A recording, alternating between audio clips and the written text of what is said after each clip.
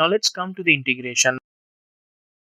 Now, since Ansible is a very powerful tool, so definitely the integrations will be available there, because this is not only the infrastructure provisioning tool. Sometimes we may have to integrate it as a continuous deployment tool for performing the deploys. So Ansible is having a very good implementation with the Jenkins. We can integrate it into the CI/CD pipelines.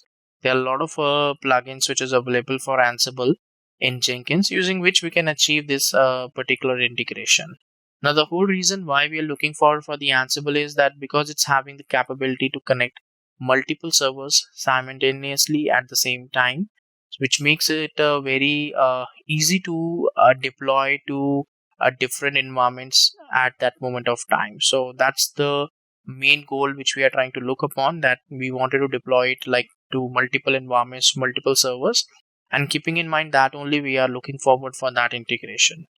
So we can have the execution of the playbook files and the roles onto the for using the Jenkins on the destination server in this scenario. So this is the architecture, as you can see here, that the developers or the administrators are going to connect and put the code into the GitHub. From there, the Jenkins is going to be triggered here. The Jenkins is going to trigger or perform or work as an orchestration tool, and they are going to connect to the Ansible server, and from there it's going to either perform the provisioning, inventory, like deployment, or whatever the activities you want to do. You can do it, you can perform it up there.